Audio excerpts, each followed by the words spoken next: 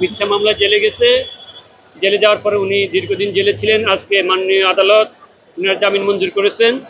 আমরা আদালতকে বলেছি যে আমাদের 28/12/2024 তারিখে আমাদের কালমা পড়ে সাক্ষীদের সম্মুখে আমাদের বিয়ে হয়েছে।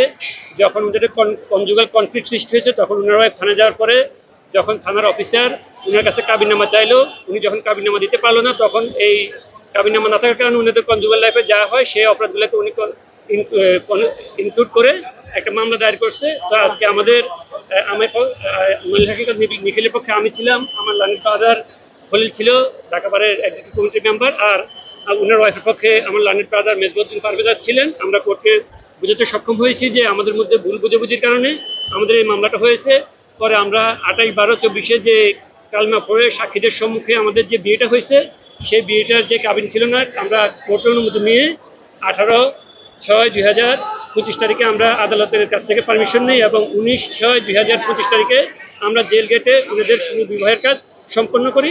আজকে আমরা উভয় পক্ষের আপোষ নিষ্পত্তি মূলে আমার লার্নেড ব্রাদার আমার সাথে ছিলেন, উনার ওয়াইফের পক্ষে ছিলেন, আর আমি নিখিলের পক্ষে ছিলাম। শুনানি শেষে আদালত 1000 টাকা বন্ডে আমাদের স্বনামধন্য কনস্টিটিউশন নোবেলের জামিন মঞ্জুর করেন। আর নোবেলের মধ্যে কেমন সম্পর্ক, তো এখন এখানে আর কি বলবো, আমরা আসলে জামিন চাইছি, জামিন পাইছি, এটা আমাদের পারিবারিক সমস্যা সমাধান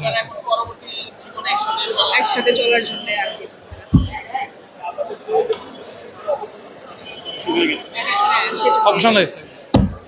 ধন্যবাদ সবাইকে। ধন্যবাদ।